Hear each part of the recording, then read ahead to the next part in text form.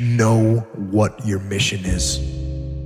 Be the person that your mum thinks you are, or the person that your younger self wanted as a role model. We think it's further away than it is. And because we think it's so far away, Jay, we create patterns and behaviors in our life that perpetually keep it there. Know what your intent as the commander of your life. Know what you're, and then fight with everything you've got to win. There's this quote from the ancient Greeks that says, live as though all your ancestors were living again through you. Whatever you do, runners, right now, just don't think about the 135 miles of scorching highway in front of you. Right, we use the word exceptional like you are not like everyone else. But even saying it like that, like you are not like everyone else. And so if someone says you're not like everyone else, then you can just reframe that as like, I am exceptional. And that's not a bad thing.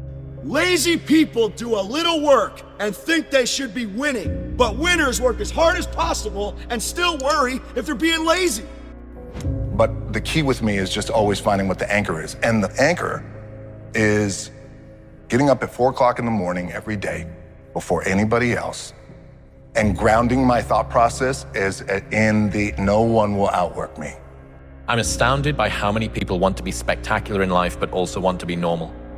By being normal, you are, by definition, aiming for average. Normal people get normal results. Exceptional people get exceptional results. You literally can't do what everyone else does and expect to not get what everyone else has got. By doing what everyone else does, you guarantee average results. Get rich or die trying. Yeah. Either I'm going to get rich or I'm going to die in the process. And then if I die in the process, I was doing what I wanted to do. For me, anger was good. Anger was good because it was motivating. The more I could create an enemy, the more I wanted to go out and kill those guys. I just got real with myself, and every day I came home, I called the accountability mirror. What am I going to do today to change what I see in this mirror? Winning is for the obsessed. You must be obsessed if you want to win. You must be obsessed with the goal, the journey, the outcome, the experience, the rejections, the resilience, the grit. And throughout that journey, as you hit these micro wins, celebrate them and then lock back in. I'm a big believer that you should only listen to somebody or take advice from people who have bigger dreams for your life than you do. And I think most people don't have bigger dreams for you, which just means that for me, like their advice is invalid. Your haters will become your congratulators. And the more stones they throw at your ass, your mansion gonna get bigger. And he said, I can't promise you that. I can promise you I'm not going to drink for one more day at a time. Wow. And he lasted the rest of his life stacking those one more days up. Like the consistency of work. Monday, get better. Tuesday, get better. Wednesday, get better, right? And you do that over a period of time, not like 1 month or 2 months. I mean, it's 3, 4, 5, 6, 7, 8, 9, 10 years. And then you can get to where you want to go. Self-esteem comes from doing incredibly difficult things where you know you pushed yourself. It's not virtue signaling. It's not telling people about it. It's what you know inside your soul is true. And the more you do things that are incredibly difficult, and especially things that are meaningful, meaning you're not just about yourself, the higher that esteem would be. And the first step is saying that it's my fault. The second step is that you have to use what you have. So many times you have this misconception that winners are something special, that they're part, like I said, a part of a pedigree. And that's not the truth, man. Not at all. Discipline eats motivation for breakfast. You can't fake bravery as an emotion because you can fake being angry or you can fake being upset or whatever, but if you fake being brave when you're terrified, that is what bravery is. Doing the thing in spite of terror literally is bravery or courage. And when you invest in yourself, and invest in your future. Do it and get uncomfortable and know that that's normal, that's natural, that's the unknown, okay? Thinking is that. You guys remember, if you want to be successful, learn from the other people's mistakes. Don't learn from the successful stories. Successful stories they make, don't listen to that. Understand that change really requires becoming uncomfortable to a certain degree, and that's normal, that you're leaving the known and you're stepping into the unknown. Then it begs the question, what thoughts do you want to fire and wire in your brain? Because your attention on those thoughts begins to reorganize circuitry, remold the brain. To some extent, self-esteem is a reputation you have with yourself. You're watching yourself at all times, you know what you're doing, and you have your own moral code. Everyone has a different moral code. But if you don't live up to your own moral code, the same code that you hold others to, it will damage your self-esteem. So perhaps one way to build up your self-esteem is to live up to your own code very rigorously, have one, and then live up to it. You know, Tony, don't worry about it. If you give your all every day, your gifts will make room for you. And it's like having a knowingness that things are going to be fine. And then there's the next level, which is you start to know who you are, and you're not trying to prove it to yourself or other people. And it's just, you just want to help. Whenever I get to a low point where I think, why do I even bother? I just remind myself, this is where most people stop, and this is why they don't win. And this relates to another one, which is a reminder for the gladiators in the arena who feel beat up and scarred with no hope in sight. Building a business is hard. Hard feels This is what hard feels like, and this is why most people can't do it, but you can. Don't aim for mediocre. 99% of people in the world are convinced that they're incapable of achieving great things, so they aim for the mediocre. The level of competition is thus fiercest for realistic goals, paradoxically making them the most time and energy consuming. If you are insecure, guess what? The rest of the world is too. Do not overestimate the competition and underestimate yourself. You are better than you think. The mistakes that I've made, they've taught me. You know, you learn. Like, that's why failure is so important. Like, failing and f***ing up and making mistakes, it's very important. That's how you learn. That's how the bad feeling that you get from something that you shouldn't have done or wish you didn't do or wish you did better. Like, especially failing at something where you half-assed it and you just feel like a loser. Like, that just teaches you. Comparing yourself to someone or even to a future self, and the gap is so painful that it paralyzes you, then you've created a dragon that you don't have the tools to master. And so what you have to do is you have to scale the dragon down to size. And you want to scale the dragon down to size until it's a size that you are willing to move toward, however small that is. For a person like myself who live in the spotlight and is so critical, you know, from people all the time in terms of what I do, what I say, you know, where I go. The thing he's always said, take a pause before you make a decision and say, what if? And the purpose for saying what if is that whatever decision you make, always either going to have consequences. You want to be exceptional, you're going to be different from everyone else. That's what makes you exceptional. You can't fit in and also be exceptional. Both have discomfort. When you fit in, you have internal conflict because you're not being 100% you. When you're exceptional, you have external conflict because everyone sees you as different. Pick one. When your friends start to say, you've changed, remember it's because they don't know how to say, you've grown. Learn from every mistake, because every experience, encounter, and particularly your mistakes are there to teach you and force you into being more of who you are. And then figure out what is the next right move. And the key to life is to develop an internal, moral, emotional GPS that can tell you which way to go. It's purity in physical pursuits, right? Because it doesn't matter what your social status is, it doesn't matter how people perceive you. When it comes down to how long can you stay in that pool, when it comes down to how far can you run, when it comes down to how much can you push yourself past the part where you want to quit, how far can you keep going? There's a purity in that it dissolves social order, all the what people think about you goes out the window. It's who are you right now? That's right. Who are you right now? You might think that by worrying and obsessing and ruminating and thought looping and fearing and gripping your way through this problem, that it reduces down the likelihood of it happening somehow, that it brings to bear more control, that it almost like impacts reality in some sort of a way. it makes no difference. Again, what are we focused on? We're focused on outcomes, not on inputs. And the people that have that bias for action, they end up just finding out whether or not this thing is going to work way quicker.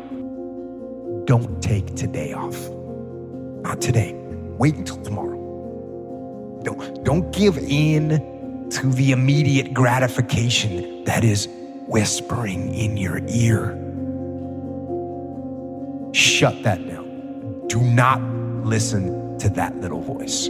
Instead, go through the motions. Lift the weights, sprint the hill, work on the project, get out of bed. I found out on my own pretty much, is that through discipline, through self-discipline, through repetition, through tons of repetition of the same thing that you don't want to do, that's the key thing. Through repetition of things you don't want to do, you develop mental, like an armor for your mind. Start to armor your mind, because your mind's like, okay, we suffer every day. It's what we do. We do stuff that sucks every day, so then when the suck stuff comes, you're ready for it. And that's how it started coming up. I just started being very uncomfortable. Now it's like just a way of life. What happens is the more you have a specific plan like this where you're willing to do the ugly and run the numbers, your fear level diminishes to an extent. The notion that it's going to go away completely isn't true. But there's something about doing the ugly thing that reduces fear. It not only increases your chance of winning, but you're like, the possibility mathematically of me losing now is rather small. But when you're not doing these things, the reason you're living with so much fear is, the possibility of you not winning is rather great. And so you're living with a fear that's self-imposed, self-induced, and your fault because you're not willing to do the ugly. World really only knows the actions that you take. It doesn't know about the internal state until that then shows up in the way that you actually perform. So, some things to keep in mind. Number one, don't grip life so tightly. Being too serious creates a kind of brittle fragility, which a playful attitude insulates you against. Your goal is dynamic persistence over the long term. And taking things seriously gives you a huge advantage in bursts, but chronic seriousness makes you rigid and at risk of blow up. I just can't let it do it anymore. I'm gonna have setbacks, I know. But if I'm feeling bad, that doesn't mean I'm doing bad. That doesn't mean I am bad. That doesn't mean that I can't still take some action. Because nothing changes if nothing changes, man. We'll sit around forever wondering, well, what if I was a dog catcher? Would I be the best? What if I was what if I worked on at avalanche? Just about being aggressive.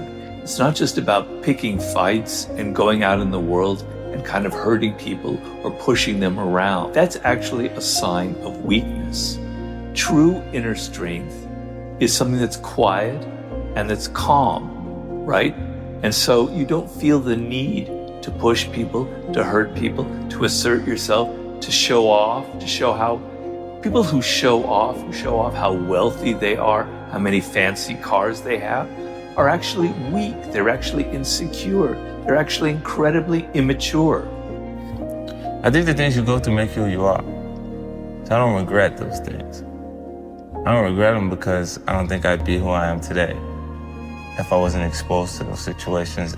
If you ask me, would I, those are unfortunate situations that I've had to experience. And if I had a choice, I would have definitely went in a different direction. I might have wanted to go to school for business instead of having to go through this portion of my life. But, tough lesson, Yeah, but under those circumstances, when you're in an environment where you meet aggression with aggression, or you're deemed weak, and the weak becomes the prey.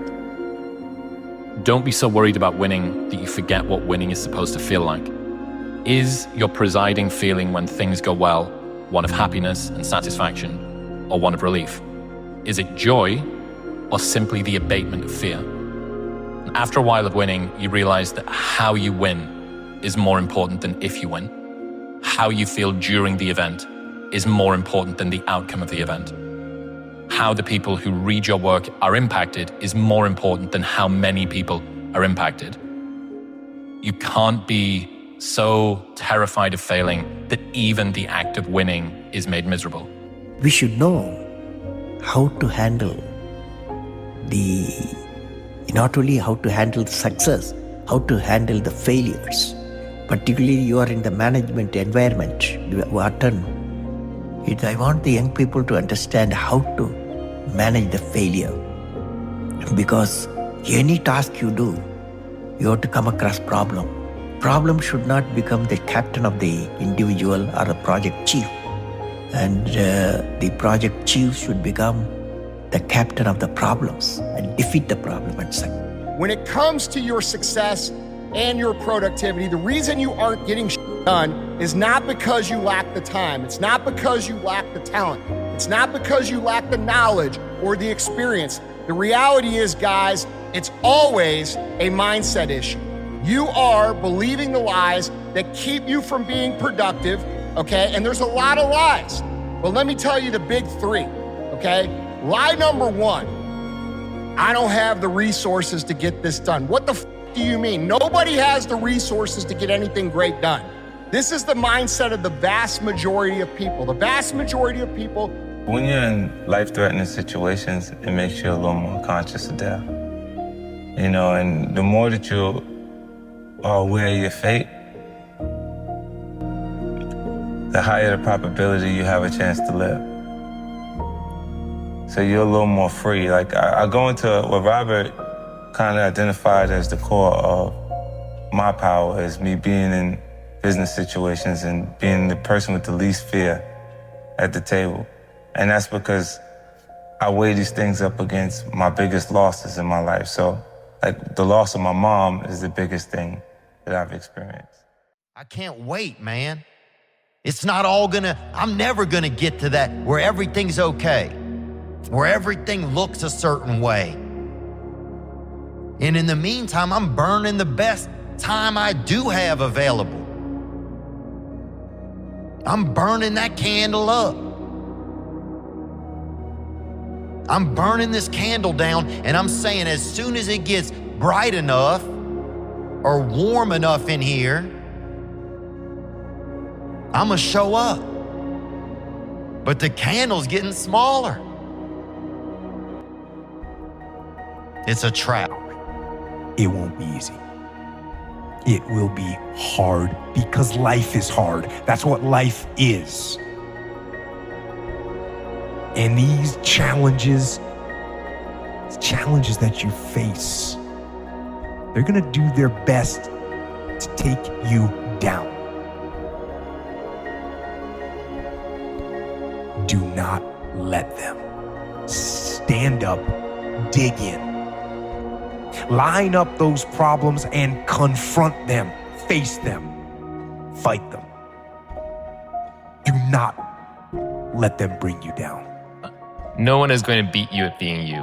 One of the things I like to say is find what feels like play to you, but looks like work to others. So it looks like work to them, but to you it feels like play. It's not work. So you're going to outcompete them because you're doing it effortlessly. You're doing it for fun. They're doing it for work. They're doing it for some byproduct. To you, it's art, it's beauty, it's joy, it's flow, it's fulfilling. You must enjoy podcasting.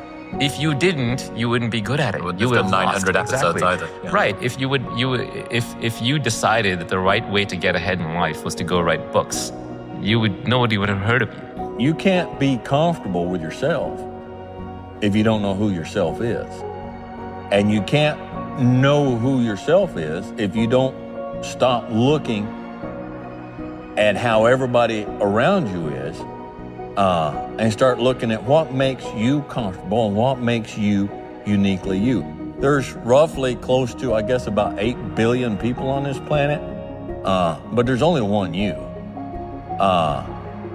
Would you stand out in the crowd? Not in a bad way. What makes you you doesn't need to be something that's immoral or obnoxious or uncomfortable, but just uniquely you. Front-end pleasure almost always has back-end pain.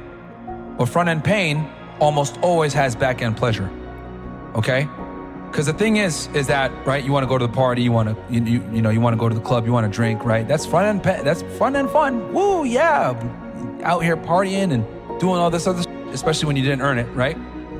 It's fun at first, then you got to wake up the next day with a hangover. Then you got to realize, you got to deal with an annoying girl that you didn't even really like that. You feel like you spent a bunch of money. Upfront pleasure almost always leads to back-end pain. But on the other hand, front-end pain, going to the gym, being disciplined, doing things that you don't want to do when you don't feel like it, but doing it regardless of how you feel, that almost always leads. Create as many opportunities to find a mate. Now, what do I mean by that? Get out as often as possible, accept invitations, force yourself to go out, force yourself to meet strangers, develop the skills. Whenever you're waiting in line at Starbucks, talk to the person in front of you, talk to the person behind you. Develop the skills to begin opening and establishing relationships. And it's uncomfortable, and it means getting used to rejection. And by the way, the only thing I can guarantee you in life is rejection. And the only thing I can guarantee a lot of, if you want to be successful, is a ton of rejection. Being an entrepreneur just means you're willing to take out a big spoon and eat all the time. Same analogy. Disappointment to me, to win, you got to lose. To be successful, you got to have something that's not successful.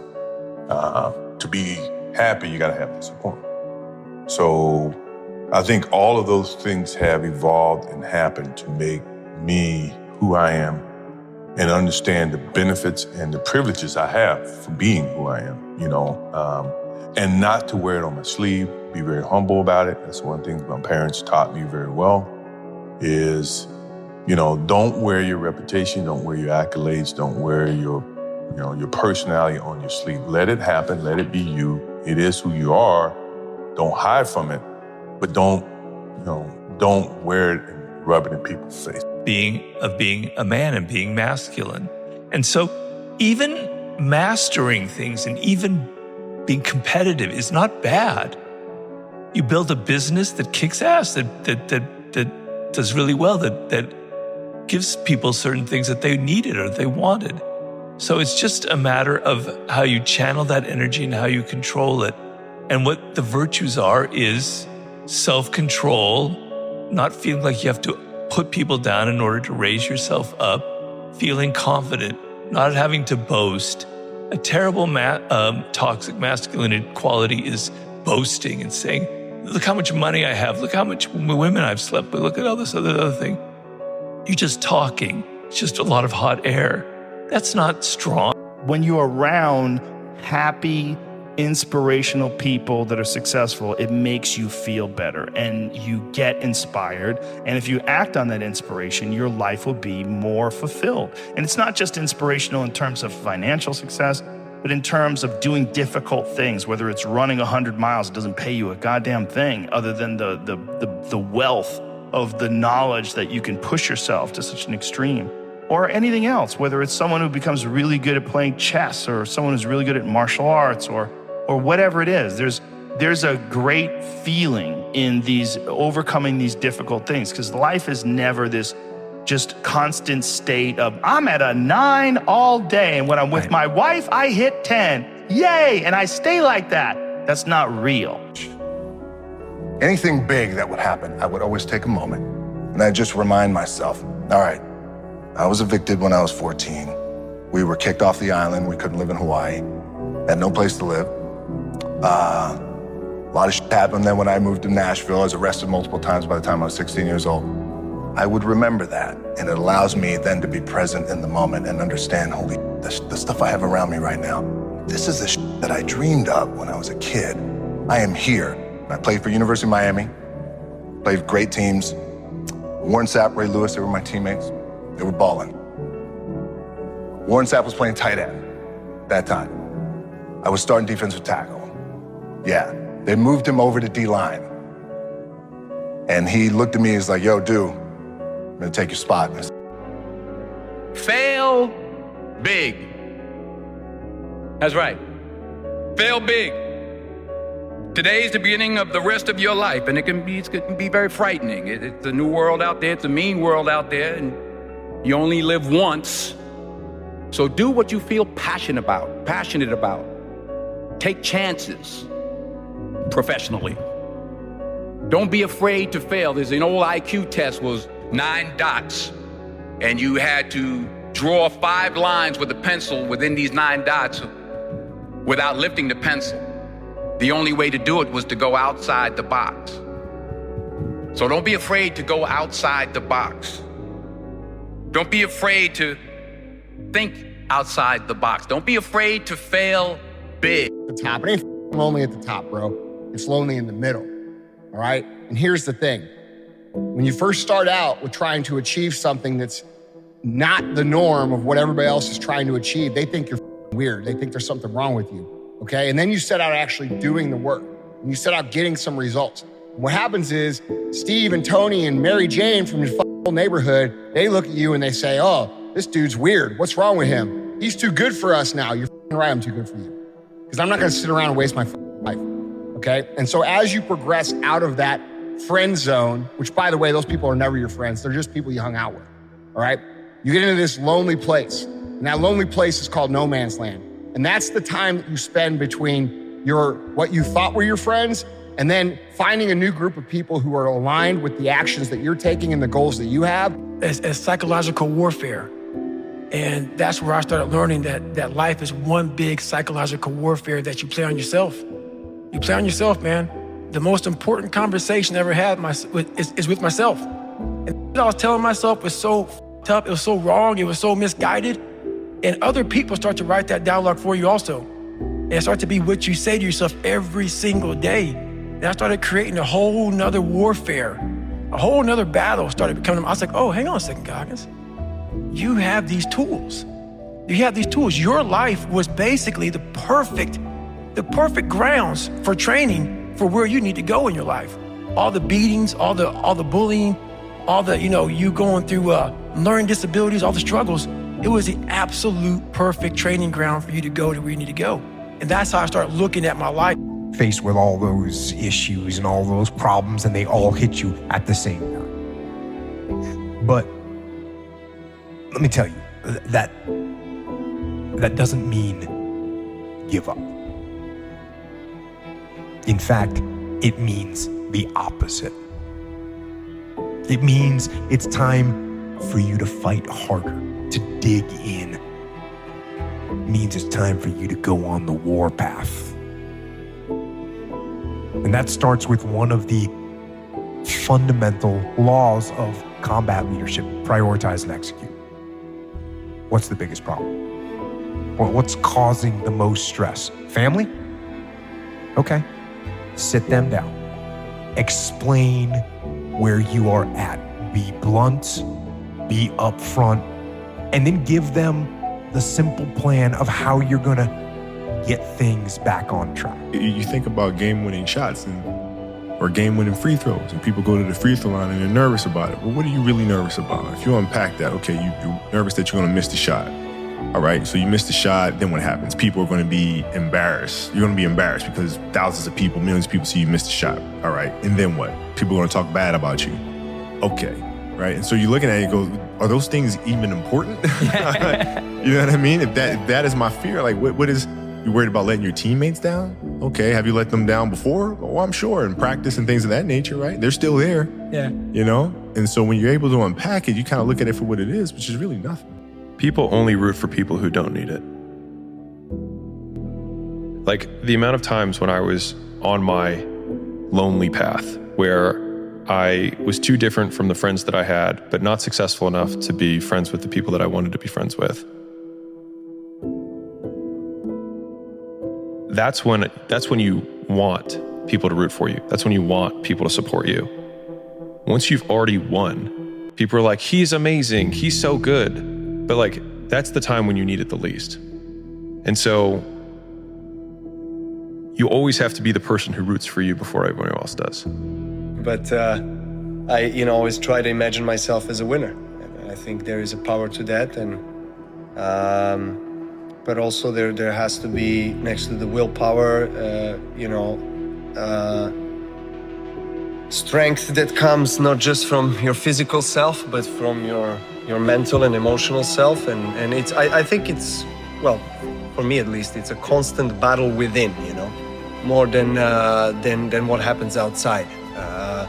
It's really not the situations that you experience that are affecting you, but how you internally experience those situations, how you accept them, how you live through them. So What I am, it's like in other sports, Formula One, NBA. The best players always follow the best players. They want to be in the top of the game because the other ones, they are there. You know, you cannot rest or sleep because the other one can pass you. Of course, we fight with everyone. With Neymar, with Messi, with Lewandowski, with Higuain, you know, with the top of the best players in the world. So, I mean, this is not fighting, but it's hard, it's healthy. You know, comparisons is healthy, and we fight, you know, to be the best. This is why it's my main point, it's my motivation, it's to be better than them, year after year. Don't do the things that are making you weaker. Start doing the things that are going to make you stronger and smarter and faster and healthier and going to make you a better human being. And I'll say the same thing to this guy. You want to be more disciplined? Get after it. That's it, man. Get up early, do some kind of workout, eat good foods, clean your room, make a list of things that you're supposed to do in your life, and then wake up in the morning and do those things that you put on the list. That's what discipline is. And no, it is not easy. But you're not going to get it from anyone else but you. And it's worth it. And it is the thing that is going to bring you freedom. Nothing is permanent. And a lot of times you have to learn to perform without motivation. You have to learn to perform without purpose. You have to learn to perform a lot of different things. And that's what people think. They think I need to have this motivation to work out, to study, to be better. So if they don't have it, they just don't do it. And that's where you fail. You have to learn to train your mind well beyond motivation. If you have motivation, that's great. That's some kindling to the fire. All it takes is a little bit of spark, you can burn the whole forest up. But motivation, you have to learn to exist without it. You have to learn to be, you have to be your best self when you're least motivated. It is hard. It's hard when you're young to wake up in the off season at 6 a.m. to go train and work out, knowing that all your friends are sleeping in and eating pancakes. It's hard when you're on your way to practice, weighed down with all your gear, and it's 90 degrees out and all the other kids are at the pool or at the beach, and your body is already completely exhausted from workouts in 2-a-days. It's hard to throw, catch, block, and tackle, and hit kids when they're way bigger and way more developed than you, only to go home that night bruised and battered and strained, but knowing you have to show up again the next day for just the chance to try again. But understand this, life is hard. Like in my mind, I was UFC champion. Like it was no way somebody can stop me.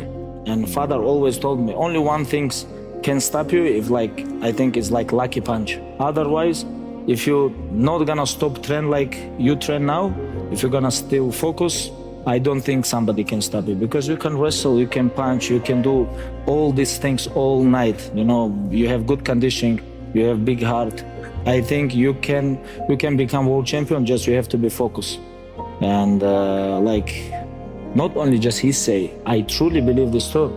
You know, it's like I was inside my heart, I was I was competitor. Like even now, even I still I believe I can beat anybody in the world.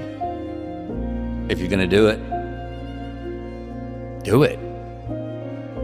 Say what you can do what you say. If you can't do it, don't say you can do it. Don't over leverage yourself. Don't over leverage a decision and then jump in and kind of dip a toe. I think I'll try it out. No, think if you're gonna try it out beforehand, but when it's time to go, dive. Finish it, find out. Come out the other side. Don't leave it and go, ooh, if I just would have. That keeps me up at night. I think it keeps a lot of us up at night. When you half-ass something and you just don't know whether you failed or succeeded, got what you want or didn't get what you want. Finding out and looking in the mirror and going, I didn't half-ass it. I went all the way. I found out, and that ain't for me. Or I found out, and you damn right that is for me. That's a great place to get. But for you, at least, that's your moment. That's your moment. It's not that all is lost. when you're feeling the most trapped and down and nothing can't go right, I feel like those are the moments that define you. Those are those character canon moments that are like, what am I gonna do now? You know? Yeah. How do you respond to that? And thinking your way, feeling your way, working your way through those things on the other side, it's like, you know, I don't know who said the saying, but like usually, you know, you're the closest to getting what you want. It's always the hardest. It's always the feeling when you're getting ready to, you know, people give up right before they get what they've always wanted to get. People quit and they give up. And I will not be the person who quit before I got what I wanted or what I needed or what I felt I was supposed to have, you know? You need to just listen to yourself, you know, and identify who you want to become. Like I said before, all reality is a projection of what's going on in here. So that's your main priority. You can straighten this out. Laziness is just a mirror. It's not even relevant at that point. Laziness is such a surface level issue that's not the deep rooting cause of why you're not making any progress. You're not listening to yourself. That's the root cause. So dedicate like even just an hour out of your day to just be alone in an isolated environment, isolate your mind. Identify like what your vision is. Who do you want to become? How does that person behave? How do they operate? What about us differs from that? What's limiting us? What do we need to change? The more you sit with yourself, these answers will kind of just reveal themselves to you. Like I said, you'll grow at a rate that you probably didn't even think was possible. It's just you have to start doing it. The moment that you start something, paths will start to clear out. And you might not know what's gonna happen or how it's gonna happen, but I promise you, if you pick that thing that you love, I'm talking about you really love, I'm talking about that thing that you will do for free. If you pick that every day, if you choose that every day, consistently, it's inevitable for you not to be successful. And those kids gotta understand, you gotta stay true to yourself. You gotta have the ability to think for yourself. And know that sometimes you're gonna have to be a man before you become one. But you're ready for it. And you built for it. I'm a big fan of power follows the blame finger. So like wherever you point the blame finger is where the power follows. And so it's like if you point it at the government has the power. If you point it at your spouse and say like it's their fault that I'm not in shape, it's their fault, they never let me do anything, it's like, well, you're giving them all the power. And so it's like until you're like it's my fault, it also becomes my responsibility. What is? What if it's not your fault? It doesn't matter. And?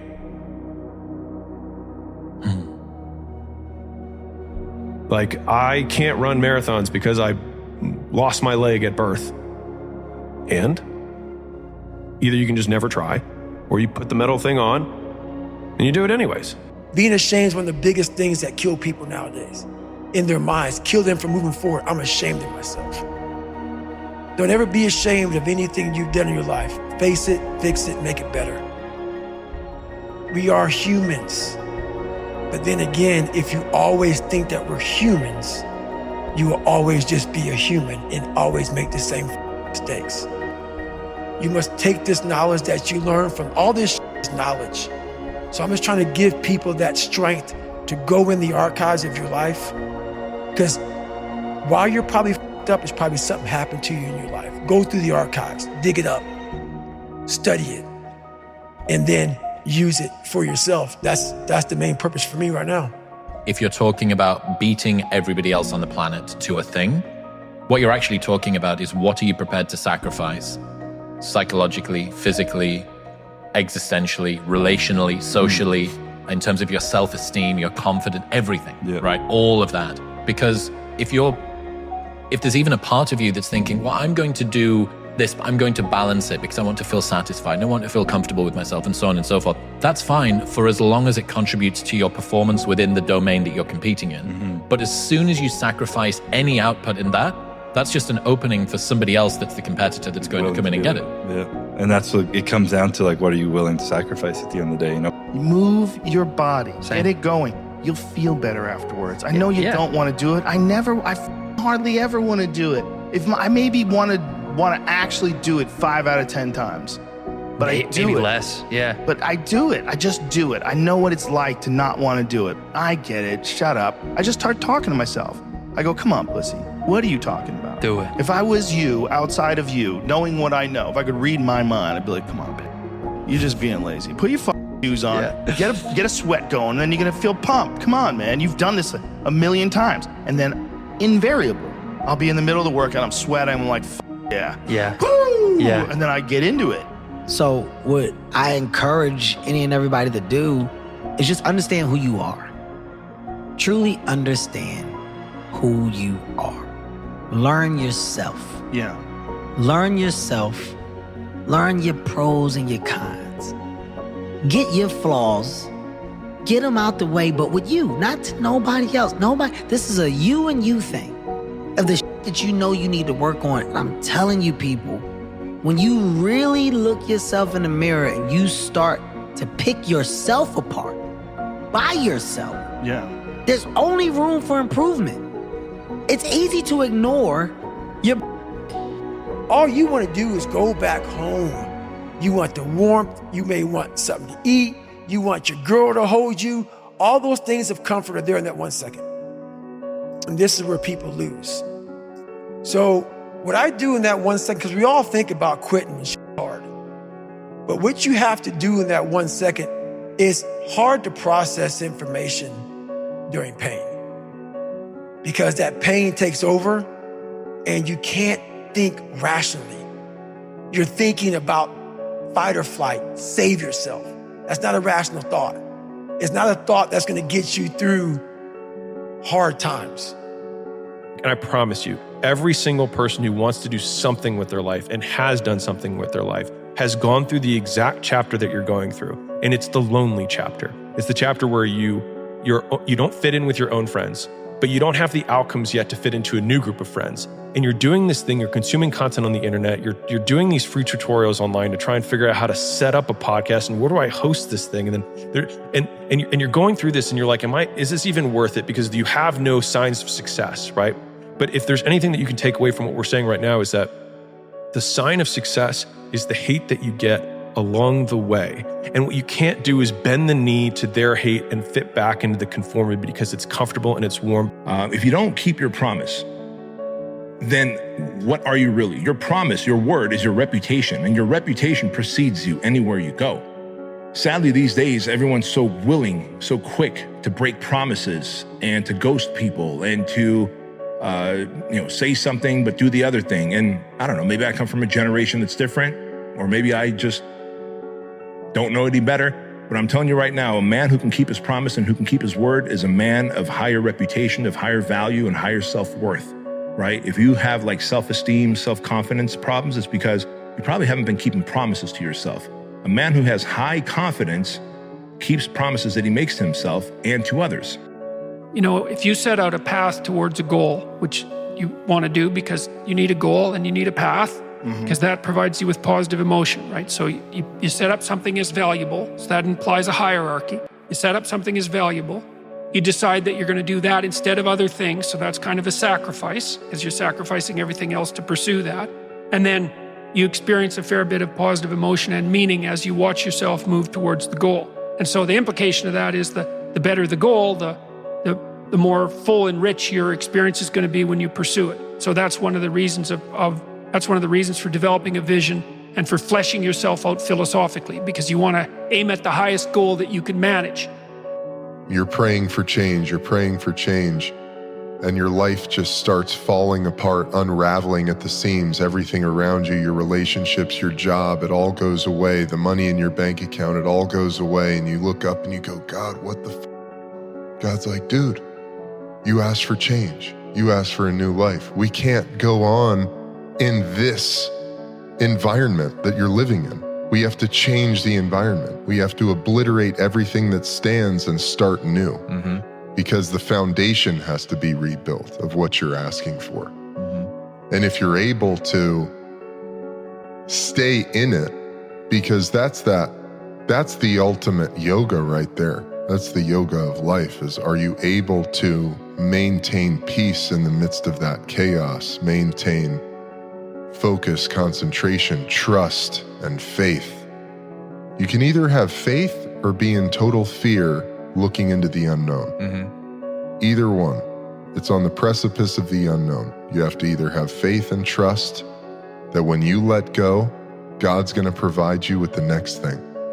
Or you're in total fear and you never go anywhere and you never see what's on the other side of that thing. One of my favorite things from Marcus Aurelius is the whole universe is change and life itself is but what we deem it. Life itself is but what we deem it. The 8 most profound words in all of philosophy. What he means is that things are going to happen. You are going to have experiences in life. Almost all of the important impacts of how those experiences change you are going to be the story that you tell yourself about what that experience means. I cannot stress this enough. The more you put into anything in life, the more you're going to get out. Now, for whatever reason, people understand this. And they understand that the more you put into building a business, the more you're going to get out of it. The more hours you spend working on anything, the more you are going to get out. Work pays.